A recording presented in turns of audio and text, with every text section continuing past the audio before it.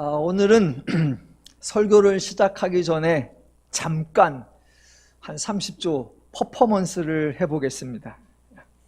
2주간 성지순례를 다녀오느라 다니엘서 강해가 중단되었고 설교 동영상도 올라가지 않았습니다.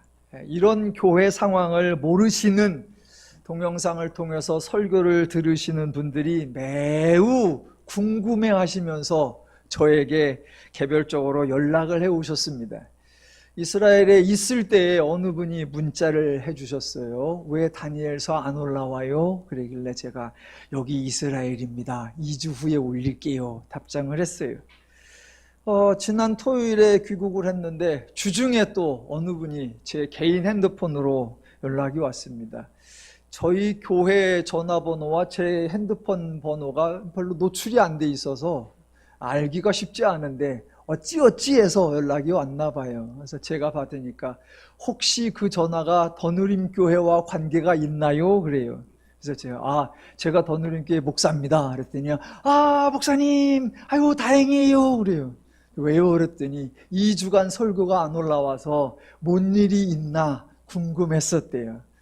별일 없으시죠? 예, 건강합니다. 죄송합니다. 제가 2주간 성지순례 다녀왔습니다. 아유, 건강하시다니 됐어요. 예. 네, 그래요. 그래서 매주 들으신다고 동영상으로 올라온 거 다 받고 지금은 이제 음성으로 나오는 거 듣고 있는데 목사님은 늘 하나님이 일하신다라고 강조해 주셔서 목사님네 성도들은 참 좋겠어요. 그러더라고요. 네, 그래서 예, 좋아하십니다. 라고 했습니다. 매번 영상을 통해 더누림교회 설교를 들어주시는 성도님들께 제가 감사를 드리고 교회 일정상 종종 설교가 올라가지 않을 때가 있는데 그런 것들을 미리 공지하지 못해서 죄송한 마음도 있습니다. 그래서 오늘 제가 짧게 영상을 통해 설교를 들어주시는 동영상 시청자들께 더누림교회를 대표해서 인사를 하려고 합니다. 따로 하기는 뭐하고 그래서 이 자리에서 써왔어요. 한 10초만 할게요. 동의하시죠? 영상을 통해 설교를 들어주시는 성도님들 안녕하십니까? 매번 관심을 갖고 정성을 들여 더누림교회 설교 하나님 말씀을 찾아 경청해 주셔서 감사합니다. 더누림교회와 더누림 성도님들 모두가 하나님을 사랑하고 하나님의 복락을 누리면서 신앙생활을 해오고 있습니다. 특히 말씀을 바르게 분별하고 복음을 바르게 전하는 일에 집중하고 있습니다. 여러분들께서도 영상을 통해 하나님의 기쁜 소식을 들으시고 함께 하나님 나라를 풍성히 누려가시기를 소망합니다. 감사합니다. 끝. 아주 어색하고 쑥스럽습니다. 이제 설교합니다. 연초에 어느 목사님이 저에게 전화를 주셨는데 히브리어를 배울 수 있느냐라고 질문을 하세요. 제가 예전에 학교에서 히브리어를 잠깐 강의했었고 또 교회에서도 신학생들을 모아서 공부했었다는 소식을 들었다고 이제 나이가 들어가면서 목회를 접어가는 중인데 이제 목회보다는 성경 연구를 바르게 해보고 싶은데 그러려고 하니 원어를 알아야겠더라라는 마음을 전해주셨어요. 그래서 제가 그런 마음을 가져주셔서 감사한데 저희 교회에서는 요새는 히브리어를 안 하고 대신 동영상에 좋은 강사님들이 좋은 영상을 많이 올려주고 있으니까 그쪽을 이용하시라라고 안내를 해드렸습니다. 구약이 히브리어로 쓰였고 신약이 헬라어로 쓰여 있습니다. 원어를 알면 성경을 연구하는데 분명히 많은 도움이 됩니다. 하지만 원어가 성경을 바르게 해석할 수 있는 결정적 요소는 아닙니다. 단지 좋은 도구이고 좋은 자료일 뿐입니다. 2주 동안 성지순례를 다녀왔는데 혹시 저에게 설교가 확 달라질 것을 기대하시는 건 아니죠? 성경의 땅을 직접 가서 보고 듣고 배우고 왔고 이스라엘 문화도 직접 체험하고 왔으니 이제 성경을 바르게 연구하고 설교를 바르게 할 것으로 예상하고 계십니까? 그 땅에서 수천 년을 살고 있으며 그 언어를 수천 년 동안 말하며 살고 있는 그 사람들도 여전히 성경에 대해서 엉뚱한 소리를 하는데, 제가 겨우 불과 2주를 다녀온 것을 가지고 큰 기대를 하신다면 그것은 과한 것입니다. 제가 변명을 하는 것이 아니라 한계를 말하는 것입니다.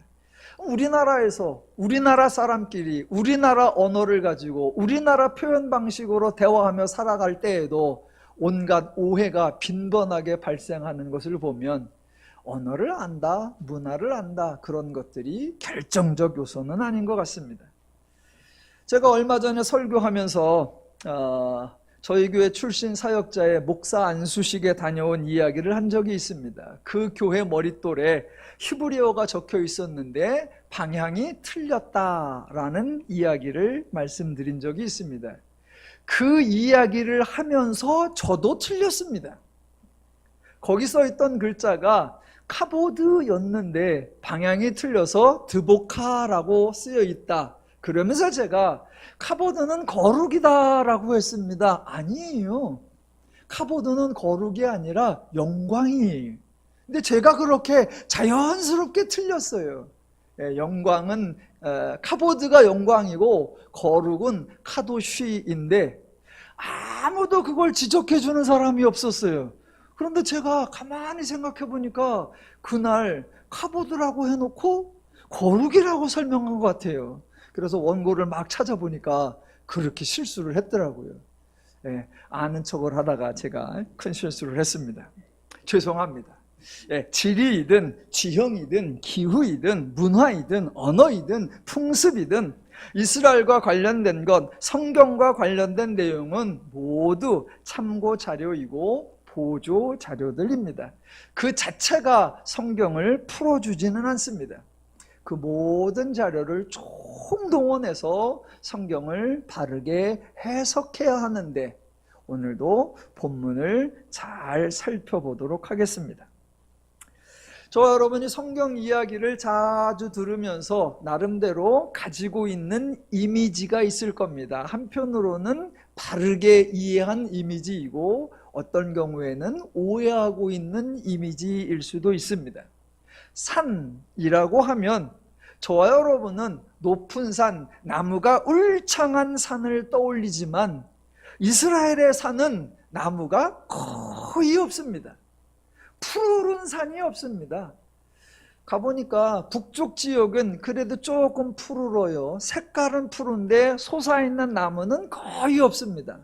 남쪽으로 오면 그저 돌무더기만일 뿐 나무는 거의 찾아볼 수가 없었습니다.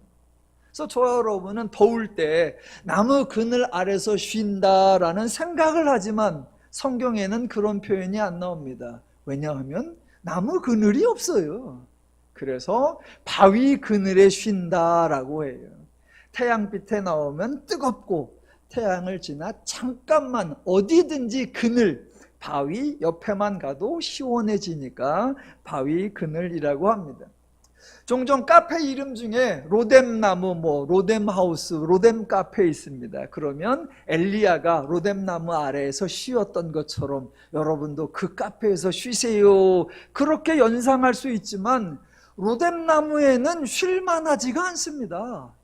이파리가 하나도 없어요. 우리나라 가시나무 같아요. 거기서 뭘 쉬었다는 건가? 오죽 나무가 없고 오죽 쉴 데가 없으면 그런 나무 옆에서도 쉬었다고 할까라고 할 정도입니다. 그래서 성경의 산과 우리가 생각하는 산은 많은 차이가 있고, 강도 마찬가지입니다. 우리는 강 그러면 기본이 한강이죠. 넓고 크고 깊고 물이 많이 흐르는 거 아니요. 이스라엘의 강은 차마 강이라고 표현하기가 미안해요. 그냥 또랑이라고 해야 됩니다. 아주 요만한. 이스라엘에서 예수님의 침례터도 가봤는데 정말 요만해요. 바지만큼만 접고 가면 그냥 지나갈 수 있어요. 대신 이제 물이 많이 흐를 때는 거기가 넓어져서 건너가기가 힘들기도 하지만 그건 잠깐이고 대부분은 매우 좁다고 합니다. 요번에 제가 성지순례를 하면서 실망한 게 하나 있어요. 이게 뭐냐면 자, 이사야 1장 18절에 이런 구절이 나옵니다. 너희의 죄가 주홍 같을지라도 눈과 같이 희어질 것이요 진홍같이 붉을지라도 양털같이 희게 되리라 라고 나옵니다.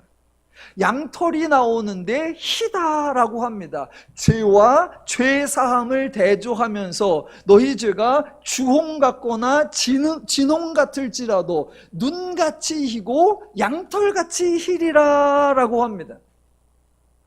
그런데 이스라엘에 가보니까 우선 양이 잘 안 보여요. 시대가 바뀌어서 양 치는 사람이 별로 없는지, 아니면 제가 방문한 곳이 주로 관광지라 양 치는 것을 보기 힘들었는지 여하튼 양을 별로 못 봤습니다.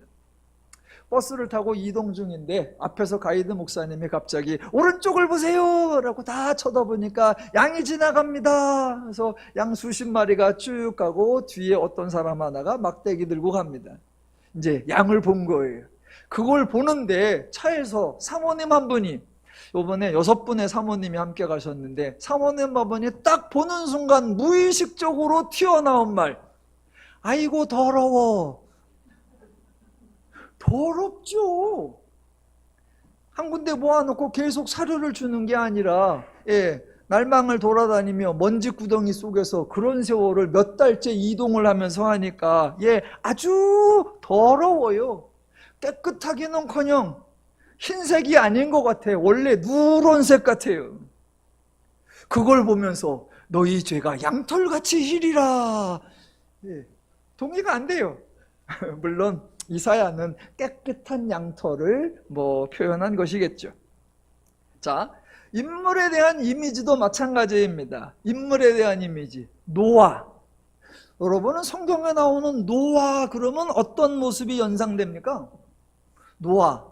저에게는 노아는 늘 할아버지예요. 그래서 어렸을 적부터 부른 노래도 노아 할아버지 배를 만든다 그거였어요. 어린이 노아, 청년 노아 그런 얘기는 들어본 적이 없습니다. 아마도 성경에 노아가 이미 아들이 있고 며느리들도 있는 상태에서 등장을 하고 배를 다 만들었을 때에 홍수가 나는데 그때에 노아가 600세 되었더라라고 소개가 되니까 노아는 할아버지라는 이미지가 우리에게 박힌 것 같습니다. 노아와는 정반대의 이미지를 가지고 있는 인물이 아마 요셉일 겁니다. 요셉 그러면 대부분 꿈쟁이 요셉 또는 비전의 사람 요셉입니다. 요셉이 야곱의 아들로서 성경에 처음 등장하는 것이 17살 때이고, 꿈 이야기를 하고 형제들에게 미움을 받아 미디안 사람 상인들에게 팔려가고 마침내 애굽에서 바로의 신하 친위대장 보디발의 집에 머물고 어찌저찌 하다가 감옥에 가고 꿈 해석을 통해서 풀려나서 애굽의 총리가 되었을 때 나이가 30세라고 나옵니다. 그러니까 꿈을 꾸었을 때 17살, 총리가 되었을 때 30살이라고 하니까 청년 요셉이라고 표현하는 거 충분히 납득할 수 있습니다. 그런데 창세기에서 요셉의 이야기가 나오는 게 37장부터 50장까지인데요. 읽어보면 요셉의 청년 시절에 대한 분량은 매우 짧고 대부분 요셉이 중년이거나 또는 장년이거나 또는 노년이었을 때의 내용이 훨씬 더 많습니다. 그러니까 요셉은 청년으로 소개되기보다는 중년으로 소개되는 것이 더 맞지 않나 그런 생각도 해보고요. 또 하나의 중년, 그런데 너무나 자주 청년으로 소개되는 인물이 바로 오늘 본문에 나오는 다니엘입니다. 자, 1장에서 다니엘이 포로로 잡혀왔다라고 했는데 그 잡혀올 때 다니엘이 몇 살이었는지는 성경에 언급되지 않습니다. 그래서 학자들은 아마 13살에서 17살 정도였을 거다라고 추측을 한다고 했습니다. 그렇게 다니엘을 포로로 1차 포로 때 잡아온 왕이 느부갓네살 왕인데 오늘 다니엘서 5장에는 느부갓네살이 아니라 다른 왕 벨사살이 등장합니다. 바벨론의 역사를 보면 느부갓네살부터 벨사살 왕, 요 중간에는 4명의 왕이 바뀝니다.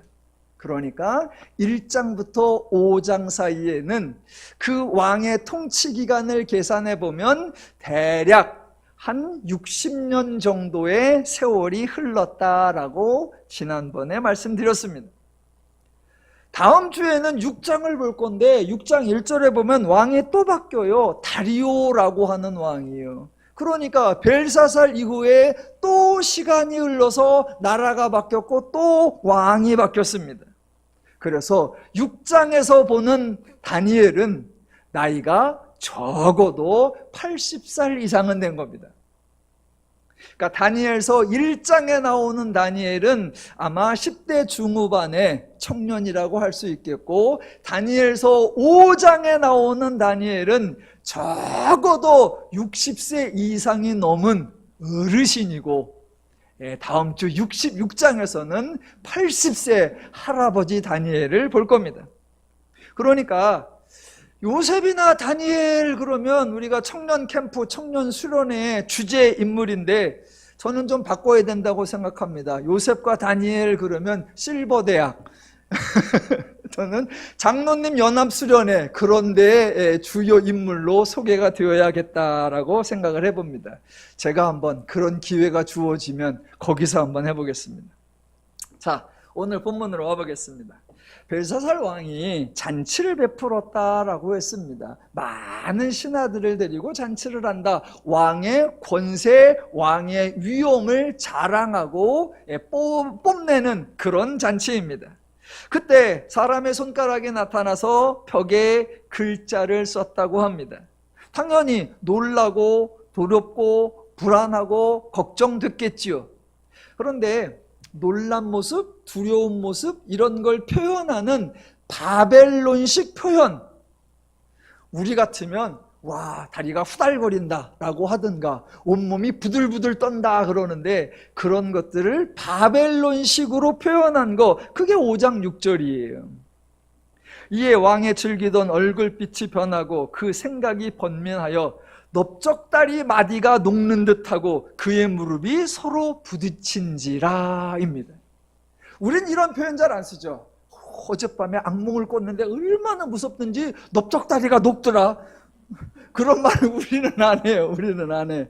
그런데 바벨론 시계는 몹시 당황하고 몹시 두렵고 불안할 때 쓰는 표현, 넓적다리 마디가 녹는 듯하고 그의 무릎이 서로 부딪힌지라 입니다. 예, 왕이 술객과 갈대아 술사와 점쟁이와 바벨론의 지혜자들 불러 모아서 엄청난 제안을 하죠. 그게 7절에 나오는 겁니다. 글자를 읽고 해석을 보이면 자주색 옷을 입히고 금사슬을 그의 목에 걸어주고 나라의 셋째 통치자를 삼겠다라는 겁니다. 그런데 안타깝게도 현실은 8절이죠. 그때에 왕의 지혜자가 다 들어왔으나 능히 그 글자를 읽지 못하고 그 해석을 왕께 알려주지 못하는지라. 그러므로 벨사살 왕이 크게 번민하여 그 얼굴빛이 변화했고 귀족들도 다 놀라니라 입니다. 이제 10절부터 5장 10절부터 다니엘의 등장을 하기 시작하는데, 여기서 여러분 5장에서 지금 다니엘은 어떤 신분에 있고 어떤 위치에 있고 어떤 역할을 하고 있을까요? 두 가지로 한번 생각해 보려고 합니다. 자, 선대왕 때 느부갓네살 왕 때 꿈을 해석해 주어서 상을 받았고 직분을 받았어요. 자, 그랬는데 선대왕 느부갓네살이 죽고 중간에 왕이 4명이나 바뀌고 지금 벨사살이에요. 그러면 벨사살은 이 다니엘을 알고 있을까요? 다니엘은 여전히 중앙정치 현장에 있을까요? 정답은 몰라요. 성경에 안 나오니까. 나이도 제가 말씀드린 60세 이상은 충분히 한 70세쯤 된 거예요. 그래서 아마도 많은 분들은 이미 느부갓네살의 퇴진과 함께 다니엘도 퇴진을 해서 아마도 제야에서 조금 안빈낙도를 하며 살아가고 있을 거다라고 생각을 하기도 해요. 그럴 때 지금 벨사살 왕이 위기에 처하니까 10절에서 왕비가 옛날에 느부갓네살 왕이 세웠던 그 다니엘을 기억하면서 그 다니엘을 불러보세요. 그러면 도움이 될 거예요 라고 조언하는 그런 식으로 해석을 많이 해요. 충분히 그럴 수 있다고 생각을 합니다. 저는 오늘 조금 한번 바꿔보겠습니다. 아니다. 느부갓네살 왕 때 이후로 어떤 직분을 받아서 지금도 나름 역할을 하고 있다. 이게 맞나요? 몰라요. 성경에 안 나와요. 그러니까 은퇴를 했는지 아직도 현장에 있는지 모르는데 대부분의 설교자들이 현장에 없는 것처럼, 그래서 왕비가 다니엘을 회상하며 다니엘을 불러내는 것처럼 설명을 하니까 그런 설명을 충분하고, 오늘은 저는 조금 다른 각도에서 설명을 한번 해보도록 하겠습니다. 자, 지금 술객과 술사와 점쟁이와 바벨론 지혜자들이 다 들어왔으나 능히 그 글자를 읽지 못하고 그 해석을 왕께 알려주지 못했다고 합니다. 단순히 저들은 무능해, 저들의 지혜는 헛것이야 라고 비난할 것이 아니라 그 지혜자들의 책임자가 누구인가 하는 것을 살펴보자는 겁니다. 다니엘 2장에서 느부갓네살 왕이 꿈을 꾸었고 그때에도 아무도 해석을 못했는데 다니엘이 하나님의 도움을 받아 꿈을 해석해 주었지요. 그래서 다니엘이 왕으로부터 받은 상이 있습니다. 그 상이 2장 48절. 왕이 이에 다니엘을 높여 귀한 선물을 많이 주며 그를 세워 바벨론 온 지방을 다스리게 하며 또 바벨론 모든 지혜자의 어른을 삼았으며입니다. 다니엘이 바벨론 모든 지혜자의 어른, 모든 지혜자의 대표, 모든 지혜자의 책임자, 모든 지혜자의 리더로 임명이 된 겁니다. 그러니까 1장에서는 느부갓네살 학습법에 인재로 발탁되어 3년 동안 교육을 받는 학생이었어요. 그런데 2장에서는 꿈 해석을 통하여 느부갓네살의 교육, 그 영재 교육 또는 지도자 교육의 대표, 책임자, 리더, 그 모든 것을 관리하는 사람이 된 거예요. 여러분, 책임자는 뭘 해야죠? 당연히 책임을 져야 되죠. 인재를 길러내고 왕이 요청할 때 적절한 대답을 할 수 있는 준비를 해야 합니다. 책임자는 평상시에는 한량 같아요. 하는 일도 없고 맨날 주식이나 검색하고 앉아서 엉뚱한 생각이나 하고, 그래서 밑에 직원들한테 욕먹어요. 괜히 자리나 차지하고 있고 우리 올라갈 자리만 뺏고 있다라고요. 그러다가도 결정적 순간에 그 문제를 싹 해결함으로 말미암아 직원들이 야, 우리 대표자, 우리 리더, 우리 책임자 정말 대단해 라고 존경을 받지요.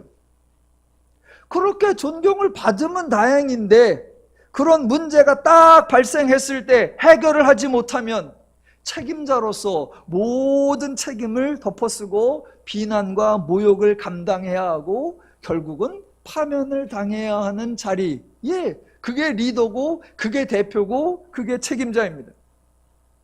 자, 5장에서 왕이 큰 위기에 직면했고 7절에서 엄청난 제안을 했는데 8절에서 아무도 아무 말도 하지 못했다고 합니다. 이것은 모든 지혜자의 어른으로 임명되었던 다니엘로서는 매우 위험한 순간입니다. 아니나 다를까 다니엘을, 즉 책임자를 호출하지요. 그게 10절이라는 거예요. 오늘은 이런 식으로 한번 풀어보겠습니다. 자, 이런 상황에 대해 저보다는 여러분이 더 실감하실 겁니다. 여러분은 직장 생활 하시잖아요. 물론 저도 직장을 다닙니다. 제 직장은 직원이 한 명이에요. 제가 대표이면서 제가 말단이고, 제가 책임자이면서 제가 또 실무자이고, 제가 시비를 걸면 모든 게 시비가 걸리고, 제가 아무 소리 안 하면 아무것도 문제가 될 게 없습니다. 저는 그렇습니다. 하지만 여러분은 뭐 이 자리만 해도 어느 회사에 대표님이 계시고 중간 관리자가 계시고 또 조금 하급 직원도 계십니다. 자, 오늘 본문 이야기를 직장 이야기로 좀 바꿔보면 지금 지점장 정도가 아니라 사장 정도가 아니라 그룹 회장님이신 벨사살님이 화가 잔뜩 났습니다. 그래서 직원들 불러놓고 당장 해결해! 라고 지시를 했는데 비서실도 손을 못 쓰고 전략실도 손을 못 쓰고 인재개발원도 아무것도 못하고 있습니다. 그 다음 상황이 뭐죠? 회장님이 쩔쩔매고 있을 때 누가 등장합니까? 정답? 왕 회장님이 등장하시죠. 왕 회장님이. 그리고서 하는 말, 당황하지 말고 담당자를 불러! 책임자를 불러! 그러려고 지금까지 돈 주면서 그들 데리고 있었던 거야. 책임자 불러!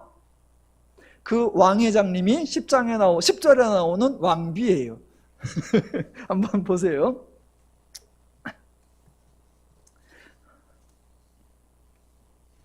지금 오늘 본문 상황이 매우 온화한 장면이 아닙니다.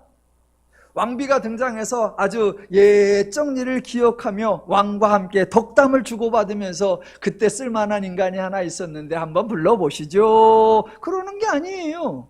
10절의 왕비는 벨사살의 부인이라는 의미가 아니라 선대왕의 부인, 즉 우리나라 사극으로 하면 대왕대비마마입니다. 그래서 대왕대비마마가 딱 등장을 하면서 하시는 거예요. 10절 말씀, 왕이여 만수무강하옵소서. 왕의 생각을 번민하게 하지 말며 얼굴빛을 변할 것도 아니니이다 입니다. 이걸 우리나라 사극으로 바꿔보면 대왕대비마마가 쫙 등장을 하죠. 그러면서 목소리 가래 끓는 소리로 딱 하는 겁니다. 주상 채통을 지키시오. 그래놓고 걱정을 할 것이 아니라 당장 책임자 다니엘을 들라 하시오. 이렇게 하는 거예요. 저 지금 성주순례 갔다 와서 설교가 바뀐 것처럼 보이려고 애쓰고 있다는 거.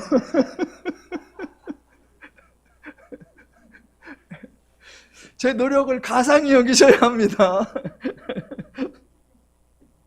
자, 그렇게 다니엘을 들라 하소서. 그러니까 13절에 다니엘이 부름을 받아 지금 왕의 앞에 나옵니다. 이때 다니엘 심정 어떨까요? 박수 받으면서 나오는 거 아니고요. 초청 받으면서 나오는 거 아니고요. 상 받으러 나오는 거 아닙니다. 추궁 받으러 나오는 거예요. 문책당하러 호출받아서 불려 나오는 겁니다. 불려 나오는 거예요. 자, 그렇게 왔을 때 왕이 다니엘에게 말합니다. 이때 왕이 한 말, 정다운 말 하는 것이 아닙니다. 왕이 지금 매우 못마땅한 상황에서 문제 해결이 안 돼서 잔뜩 화가 난 표정으로 아무것도 하지 못한 것에 대한 저 지혜자들과 그 지혜자들의 대표라고 하는 다니엘을 향해 모욕과 조롱과 비난을 포함해서 쏟아붓고 있는 말투, 그렇게 읽으시면 이해가 될 겁니다. 13절, 네가 나의 부왕이 유다에서 사로잡아온 유다 자손 중에 포로라고 하는 그 다니엘이냐? 내가 네게 대하여 들은 적 네 안에는 신들의 영이 있으므로 내가 명철과 총명과 비상한 제휴자와 지혜가 있다 하더라. 지금 여러 지혜자 술객을 내 앞에 불러다가 그들에게 이 글을 읽고 그 해석을 내게 알게 하라 하였으나 그들이 다 그 해석을 내게 보이지 못했다. 네가 책임자라며, 네가 리더라며, 네가 그들을 길렀다며. 이렇게 조롱하고 이렇게 추궁하는 거예요. 그 다음에는 모욕입니다. 16절, 내가 네게 대하여 들은즉 너는 해석을 잘하고 의문을 푼다 하도다. 그런즉 이제 내가 이 글을 읽고 그 해석을 내게 알려주면 내게 자주색 옷을 입히고 금사슬을 내 목에 걸어 주어 너를 나라의 셋째 통치자로 삼으리라.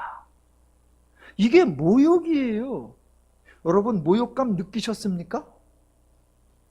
이게 왜 모욕이냐면 지금 앞에 7절에서 왕이 술객과 갈대아 술사와 점쟁이와 바벨론 지혜자들을 모아놓고 한 말과 똑같은 말이기 때문이에요. 아니, 하급 직원들에게 한 제안과 대표자에게 하는 제안이 똑같아. 그럼 대표는 뭐예요? 이건 엄청난 모욕입니다. 다시 한번, 지금 이 장면이 서로 덕담을 주고받는 장면이 아니라 죄인들의 대화입니다. 그것도 죄인의 가장 밑바닥, 죄인의 가장 최악의 모습을 적나라하게 보여준다는 정치 현장에서의 대화입니다. 이미 왕은 엄청난 모욕과 굴욕을 당했습니다. 보세요. 왕이 고관 대작들을 다 불러 모았고 내 나라가 이렇게 권세가 있고 내 신분이 이렇게 빵빵하다라고 위세를 펴려고 잔치를 쫙 베풀었습니다. 그래서 자신을 한껏 강조하려고 신전에 있는 금은 잔들을 가지고 와서 먹고 마십니다. 그렇게 떵떵거리고 있는 그 순간에 왕이 전혀 계획하지 못한 이상한 현상이 발생합니다. 그래서 왕이 당황해요. 아니, 자기가 계획하지 않은 일 때문에 자기 넓적다리가 녹는 듯하고 무릎이 부딪히는, 이게 무슨 망신이에요? 자, 그렇게 자신의 위세가 떨어지는 그 순간에 왕이 하는 조치, 그동안 내가 길러낸 인재들, 술사들, 지혜자들, 점객들 다 불러와라 그럽니다. 그럼 그들이 쫙 와서 왕이시여 걱정하지 마시옵소서, 왕께서 그동안 하여와 같은 은혜로 우리를 길러내어 이때에 쓰시고자 함이 아니었습니까? 라고 하면서 그 글자를 쫙 읽어주고 그 해석을 쫙 풀어주어서 그 자리를 빛내게 해야죠. 그럼 왕이 오호 인재들이 쓸만하도다. 그러면 옆에 있던 신하들이 왕께서 참으로 그동안 귀하신 일을 하셨나이다. 뭐 스토리가 그래야 돼요. 근데 왕이 자기가 계획하지도 않은 일에 자기가 놀라고 자기가 길러낸 인재들을 총동원했는데 아무도 해결을 못해. 그럼 옆에서 뭐라 그래요? 그동안 쓸데없는 일을 했군. 왕이 헛짓거리를 했어.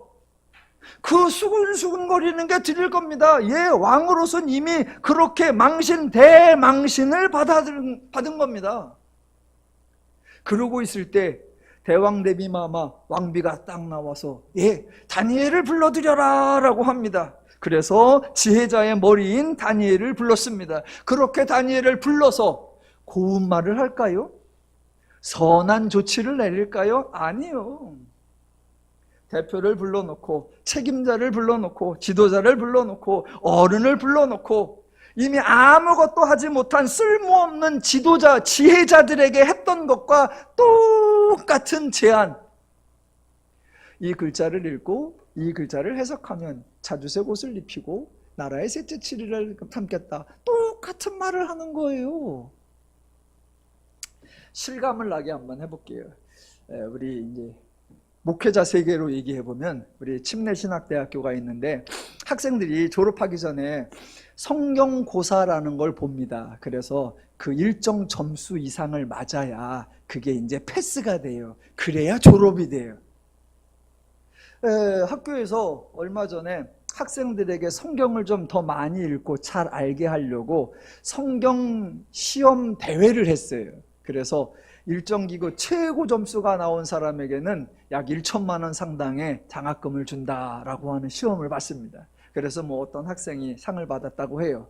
그런데 한번 이렇게 생각을 해봅시다. 자, 이번에 학생들, 학부생과 대학원생 전부 다 성경고사를 본다. 그랬는데 70점 이상이 넘으면 4년 장학금을 주고 1년간 이스라엘 유학을 보내주겠다라고 제안을 했어요. 시험을 봤어. 그랬는데 70점 넘는 사람이 아무도 없어. 예를 든 겁니다. 그랬더니 총장님이 화가 잔뜩 났습니다. 그래놓고 교수들 다 나오라 그래. 그 교수 싹 나왔는데 학생들이 본 시험지하고 똑같은 시험지를 나눠주면서 이 시험 보고 70점이 넘으면 연봉을 올려주고 1년간 이스라엘에 교환교수로 보내주겠다. 제안이 똑같아. 기준이 똑같고.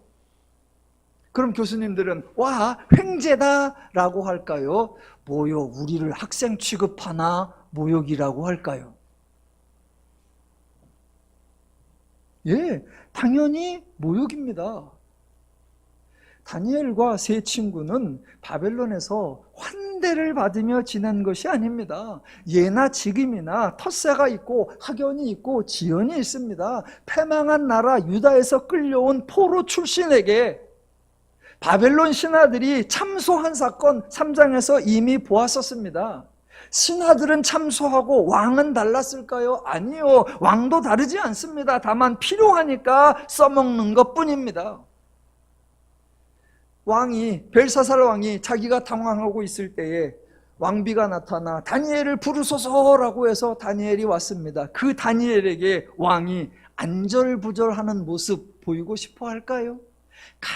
간절히 부탁하는 모습 보이고 싶어 할까요? 너 아니면 나는 대책이 없다라는 초라한 모습 보이고 싶어 할까요? 아니요.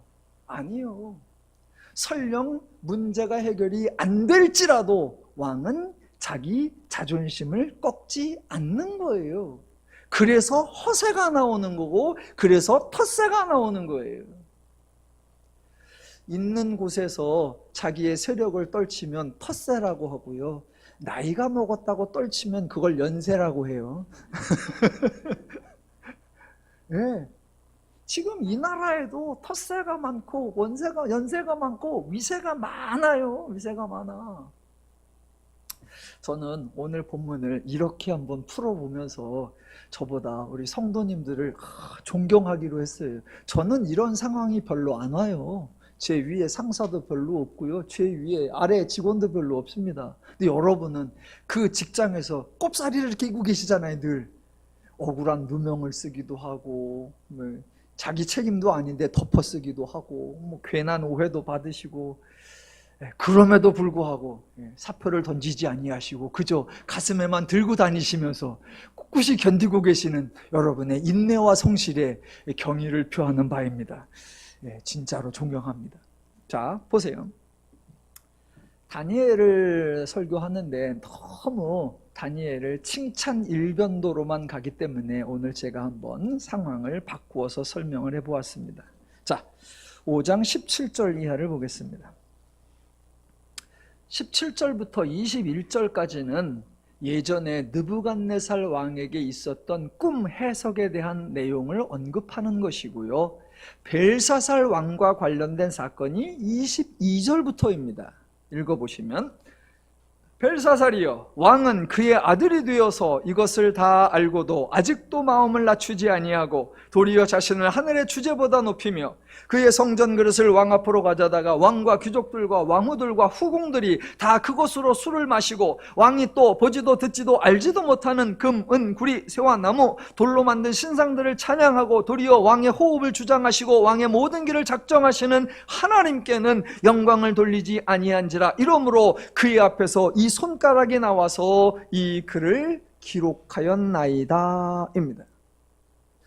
요 구절만 읽으면 마치 왕이 교만하여 하나님께 영광을 돌리지 않으니까 하나님이 화가 나서 왕에게 뻔때를 보여주는 것처럼 보입니다. 이방의 왕이라면, 우상의 왕이라면, 죄의 왕이라면 그렇게 할 수 있습니다. 하지만 하나님은 전혀 그런 분이 아니십니다. 하나님은 죄인과 다르고 죄의 원리와 방식과도 전혀 다른 분, 거룩하신 하나님이십니다. 그러니까 벨사살 왕이 교만하여 하나님께 영광을 돌리지 아니하고 도리어 성전 기물을 가져다가 하나님을 모욕하니까 하나님께서 벨사살 왕을 징계하고 죽이는 장면 전혀 아니다라는 겁니다. 이미 2장과 4장에서 하나님이 느부갓네살에게 꿈을 주실 때에 하나님의 의도, 하나님의 목적 분명하게 드러났었습니다. 그때의 느부갓네살 왕도 하나님을 몰랐습니다. 우상을 섬길 뿐 하나님을 섬기지 않았습니다. 도리어 예루살렘에 있던 여호와의 성전의 기물을 가져다가 바벨론 신전, 자기들의 신 섬기는 그 신전에 갖다 두는 굴욕을 선사했습니다. 그런 느부갓네살이었어요. 그래서요, 하나님이 그 느부갓네살에게 징계하셨나요? 그래서 하나님이 그 느부갓네살에게 형벌을 내리셨나요? 그래서 하나님이 그 느부갓네살 죽이셨나요? 아니었잖아요. 자, 2장과 4장에서 하나님이 꿈을 주셨습니다. 여러분, 하나님이 꿈을 주신 것은 느부갓네살을 괴롭히려던 것이 절대로 아니었습니다. 도리어 느부갓네살 왕에게 장차 일어날 일인데 왕이 전혀 눈치를 채고 있지 못하니까 하나님이 미리 알려주시는 거예요. 왜 미리 알려준다? 대비하라고요. 왜 미리 알려준다? 피하라고요. 왜 미리 알려준다? 달라지라고요. 그러면서 하는 말, 왕을 도와주면서 하는 말, 지극히 높으신 이가 사람의 나라를 다스리시며 자기 뜻대로 그것을 누구에게 주시는 줄을 알게 하려는 것, 꿈을 통해서 하나님을 알게 하고 하나님을 알게 함으로 말미암아 느부갓네살의 삶이 달라지도록 하는 거예요. 그게 하나님의 목적이에요. 자, 꿈만 알려주면 사람을 골탕 먹이는 거예요. 하나님이 꿈을 주시기는 했는데 당사자가 자기가 뭔 꿈을 꿨는지 몰라, 그 꿈이 무슨 의미인지도 몰라, 그러면 그건 그 사람을 불편하게 만드는 겁니다. 여러분도 그런 경험 하신다면 얼마나 두렵고 얼마나 불안하시겠습니까? 그래서 본문에 왕이 뭐 했다고요? 그 꿈으로 인하여 번민하여 잠을 이루지 못한지라. 그때 하나님께서 실실 웃으면서, 야 느부갓네살, 나는 꿈 줬어, 나는 알려줬어, 나는 너에게 기회를 준 거고 해석해서 변해야 되는 건 네가 할 일이야. 나는 기회를 줬어. 요거 아주 고약한 짓입니다. 고약한 짓이에요. 자기는 자비를 베푼 적, 자기는 배려를 한 척, 자기는 도움을 한 척, 나는 줬는데 이제부터는 너 하기 나름이야. 나는 분명히 은혜를 베풀었고 네가 몰라서 그런 거고 네가 안 변해서 그런 거야. 그러니까 내 탓하지 마. 나는 내 할 일을 다 했어. 네가 못한 거야. 요거 아주 못돼 먹은 죄인들의 방식이에요. 아주 고약한 상사들의 방식이에요. 이거 죄의 전형적인 방식이에요. 우리 하나님은 그런 방식, 그런 순서, 그런 원리로 일하지 않으십니다. 그래서 꿈을 주었잖아요. 그리고 동시에 무엇도 준다? 해석까지 알려주잖아요. 그 해석도 언제 알려준다? 즉각적으로 알려주시는 거죠. 꿈을 줘놓고 하나님이 실실 시간을 끌어. 오늘 갈까 내일 갈까, 다니엘이 가려고 하는데 피곤할 것 같으니 2주 후에 갈까. 그러면 왕은 피말라 죽어요. 피말라 죽어. 하나님이 느부갓네살 왕을 경고하기 위해, 주의를 주기 위해, 그가 당할 일을 피할 수 있도록 하기 위해 하나님이 꿈을 주시는 거고 해석을 주시는 거고, 그것도 즉각적으로 주시는 거고, 그것도 한 번이 아니라 2번씩이나 주시는 거예요. 자, 2장과 4장에 비슷한 패턴의 꿈이 2번 등장한다고 그랬습니다. 여러분 생각을 해보십시오. 2장에서 하나님이 꿈을 줘서 주의를 줬어요. 하나님을 좀 배우라라고 알려줬어요. 그런데 안 배워. 그러면서 여전히 하나님에 대하여 못된 짓을 해. 그러니까 4장에서 하나님이 또다시 꿈을 주십니다. 그러면 질문. 자, 처음에 하나님이 자상하게 은혜로 꿈을 주어서 알려주었는데 이게 안 배워, 안 변해. 하나님에 대하여 여전히 엉뚱한 짓만 해. 그러면 2번째 꿈을 줄 때는 더 쉬운 꿈을 줄까요? 더 어렵고 복잡하고 까다로운 걸 줄까요? 일반적이라면 아니 한 번을 기회를 줬는데 저것이 버르장머리 없고 싸가지 없고 아이고, 그래갖고 2장에는 그래 한번 애 방해봐라, 골탕 먹어봐라, 아주 복잡한 걸 줍니다. 그런데 하나님은 정반대예요. 2장의 꿈을 줬는데 저가 깨닫지 못해. 왕의 태도가 하나님에 대하여 하나도 달라지지 않았어요. 그런데 하나님은 4장에서 2번째 꿈에 훨씬 더 쉽고 훨씬 더 배려 깊고 훨씬 더 간단한 걸 주세요. 왜요? 하나님의 모든 목적은 저를 도와주려고 하는 거니까. 그래서 2장의 꿈의 특징이 뭐였습니까? 왕이 꿈을 꿨는데 꿈이 뭔지를 기억을 못해. 해석은 당연히 모르고. 근데 4장의 꿈은 꿈이 뭔지 기억을 다 해요. 그래서 다니엘에게 내가 이런 걸 보았고 이런 걸 보았다라고 설명을 해요. 그러니까 첫 번째 꿈보다 두 번째 꿈 하나님이 주신 게 훨씬 더 배려가 많이 담겼고 훨씬 더 친절하고 훨씬 더 풀기 쉽게 주신 거예요. 이게 하나님의 방식이고 이게 하나님의 원리예요. 왜 하나님이 그렇게 하시느냐? 하나님은 그 사람으로 하여금 새로워지고 그 사람으로 하여금 변화되고 그 사람으로 하여금 더 자유롭고 평안하고 행복한 삶을 살기 원하시는 거, 그게 하나님의 의도이기 때문입니다. 그런 의미에서 지금 또 벨사살에게 역사하시는 거예요. 벨사살, 이놈 괘씸한 놈, 지 애비에게 한 일이 있는데 그럼에도 불구하고 여전히 나에게 이렇게 모욕감을 줘? 나는 너를 가만둘 수 없어. 아니요. 아버지, 친아버지가 아니라 선대왕이라는 의미예요. 네 선대왕 때에 이렇게 은혜를 주었는데도 못 깨닫는구나. 그러면 이번에는 전혀 다른 의미로서의 또 한 번 너에게 깨닫게 할게 라고 하나님이 글씨 사건을 행하시는 거예요. 자, 25절. 기록된 글자가 뭐냐? 메네 데겔 우바르신이라고 합니다. 그냥 이건 제 생각인데요. 하나님이 이렇게 글자를 통해서 계시를 나타내는 이런 방식은 이때까지인 것 같아요. 이때까지. 요즘에는 이런 방식을 하지 않으시는 것 같아요. 요즘에는 이런 방식을 하시면 전혀 먹히지 않을 것 같아요. 오늘날 손가락이 나타나서 벽에다 막 글자를 쓴다. 왕 안 놀래. 애들도 안 놀래. 뭐 지혜자를 불러라, 안 그래. 뭐 글자가 딱 나타난다 그럼 아주 간단해. 휴대폰 꺼내서 찍어. 구글 번역기로 돌려.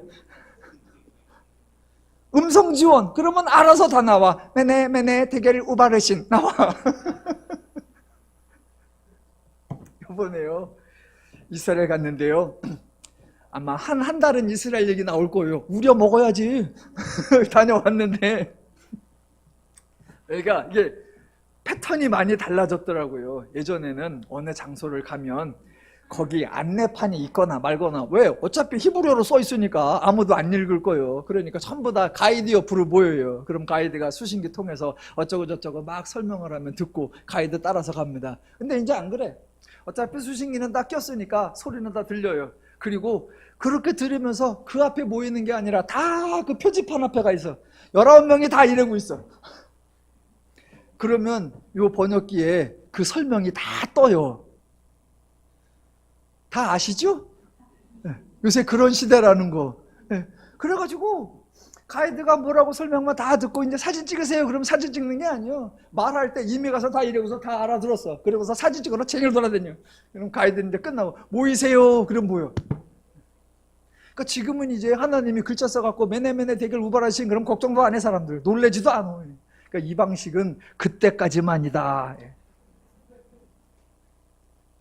자, 메네 데겔 우바르신.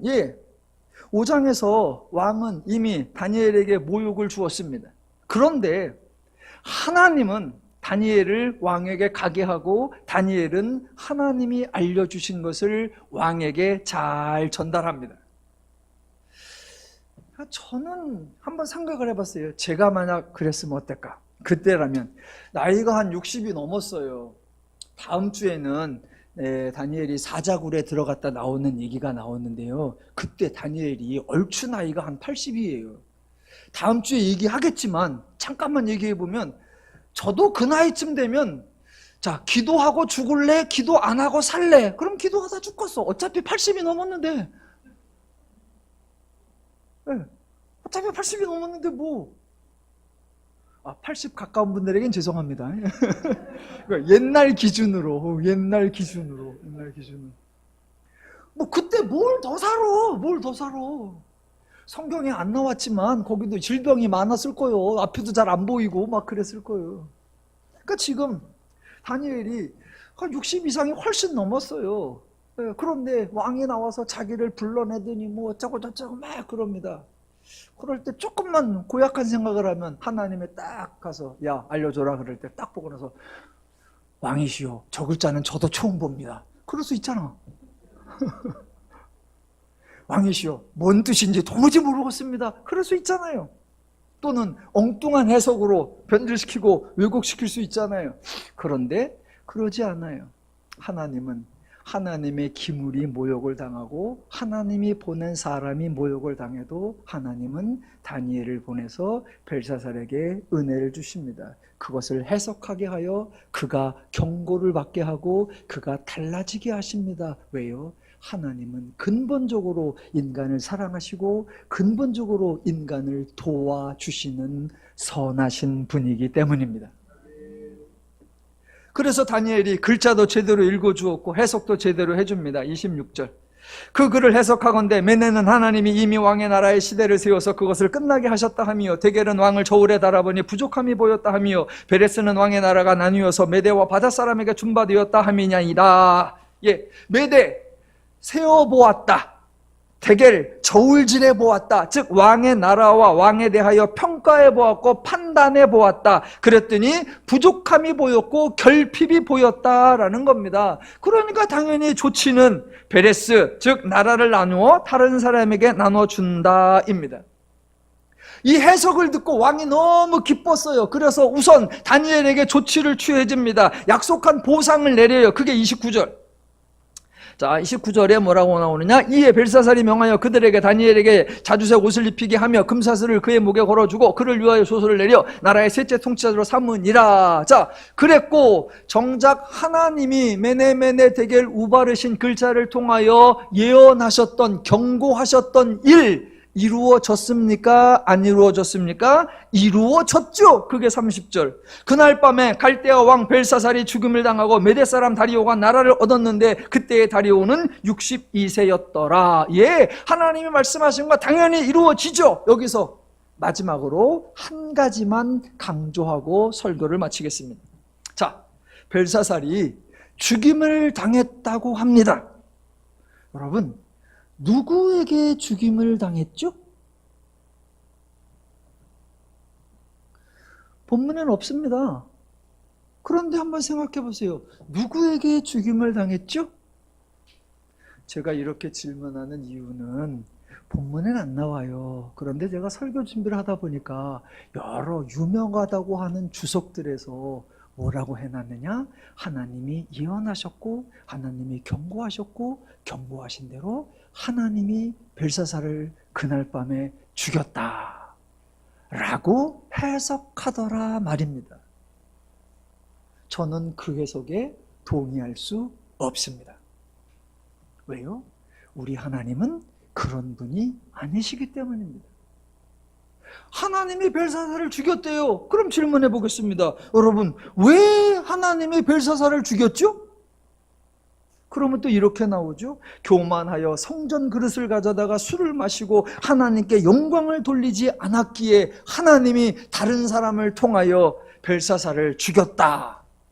아니요, 전혀 그렇지 않습니다. 물론 26절에 나오는 대로 하나님이 왕의 나라를 세워보았더니 그 결과 왕의 나라가 끝나야 한다, 그런 결론이 나왔다. 맞아요. 27절에 나오는 대로 왕을 저울에 달아보았더니 부족함이 보였대요. 그래서 왕의 나라가 나뉘어서 다른 사람에게 나누어 준 바 되었다 한대요. 맞아요. 왕이 측정해본 결과 부족함이 보였습니다. 그렇다면 하나님이 어떤 사람을 심판하여, 즉 심리하여 판결해 보았더니 그 사람이 부족함이 보였고 그 사람이 불결하다는 게 보였고 그 사람이 불의하다는 게 보였고 그 사람이 죄인이다라는 게 보였고 그 사람이 악인이다라는 판결이 났습니다. 그렇게 판결난 자에게 하나님은 무슨 조치를 내리시죠? 여기서 갑자기 하나님이 딱 보시고 나서 선을 행한 자에게는 상을 주시고 악을 행한 자에게는 벌을 주십니다 라고 말하면 그 신의 이름은 염라대왕이에요. 예, 죄의 신들, 우상의 신들, 이방의 신들은 그렇게 하는 거예요. 그런데 우리 하나님은 염라대왕과 다릅니다. 세상의 그 어떤 존재들, 그 어떤 우상, 그 어떤 이방 신들과 완전히 다릅니다. 하나님은 어떤 사람을 달아보니까 부족함이 보였다, 부정하다, 불의하다, 악인이다, 죄인이다 라는 판단이 나오면 그 사람에게 무엇을 내리느냐? 저 여러분이 이미 알고 있는 대로 뭐를 주신다? 은혜를 주십니다. 왜요? 하나님의 목적은 그 사람을 변화시키는 것, 그 사람에게 새로운 삶을 살 수 있도록 새로운 복된 삶을 선물로 주는 것, 그것이 하나님의 목적이기 때문입니다. 세상이 사용하는 방법, 죄가 사용하는 방법, 염라대왕이 사용하는 방법은 늘 사후 징계입니다. 그 사람이 행동을 한 것에 대하여 평가하고 좋지 않은 겁니다. 물론 경고도 있죠. 선한 일을 하면 큰 상을 준다, 악한 일을 하면 큰 벌을 준다 라고 협박하는 거죠. 그런데 그 효과 한 번도 먹힌 적이 없습니다. 하나님은 그런 원리 사용하지 않습니다.